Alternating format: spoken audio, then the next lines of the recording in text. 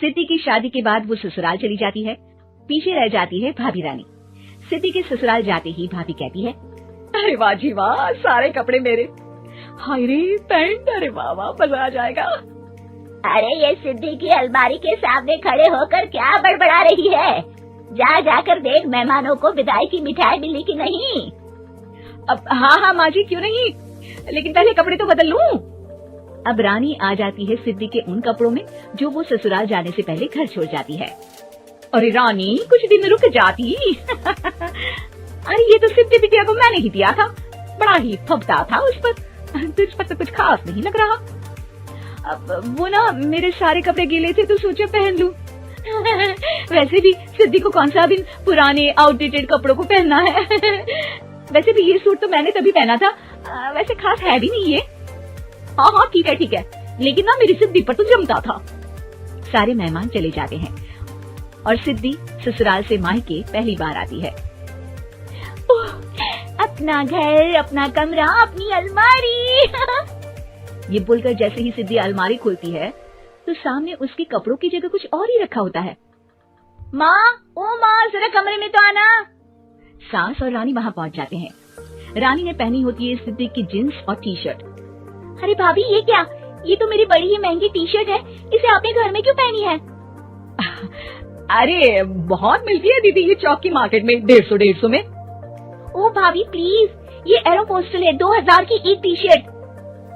ओह 2000 में तो दीदी 4 साड़ी आ जाए।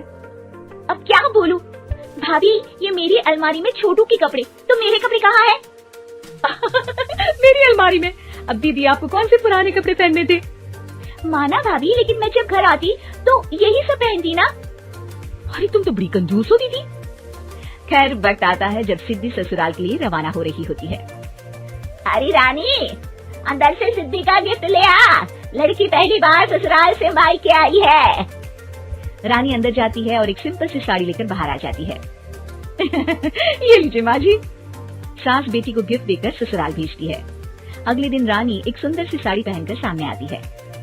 अरे रानी, ये तो वो साड़ी है जो मैंने सिद्धि को देने के लिए दी थी जब वो ससुराल ले जाती, लेकिन ये तूने कैसे पहन ली?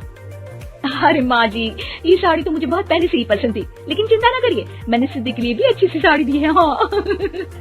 तभी सिद्धि का फोन आता है। क्या माँ, कुछ अच्छा तो दिया होता ससुराल ले जाने के लिए। अरे पहले दिखा दिया होता। यूँ चमकते हुए पैकेट में नौकरानी वाली साड़ी मत दिया करो माँ।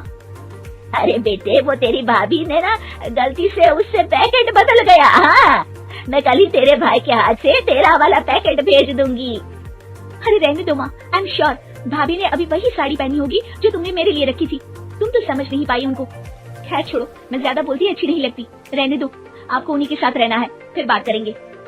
सास को रानी पर गुस्सा आ जाता है। वो उसके कमरे में जाती है जहाँ वो शादी का एल्बम देख रही होती है। रानी, मार्केट जाकर एक ऐसी ही साड़ी लेकर आ, कल प्रतीक जाकर सिद्धि के घर दे आएगा। अरे क्यों माँ जी, कितनी साड़ी देनी है दीदी को? यहाँ कोई सेल लगी है क्या? अरे चुप कर, मेरे बेटी के हिस्से की साड़ी खुद पहन ली, अब ज्यादा ज्ञान बांट रही है। एक दिन सिद्धि का फोन आता है। माँ, मेरी सास ने आप सबको खाने पर बुलाया है। सारे लोग सिद्धि के ससुराल पहुँचते हैं। खाना खाकर वो लोग निकल रहे होते हैं कि सिद्धि की सास सभी को गिफ्ट देती है।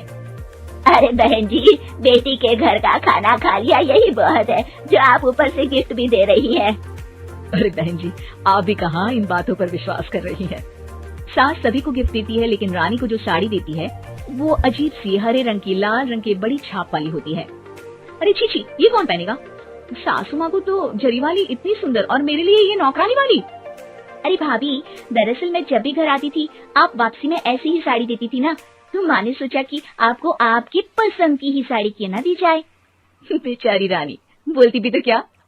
सिद्धि और सास रानी का चेहरा देखकर हंसने लगती है, तो रानी समझ जाती है कि अपने ही बिछाए जाल में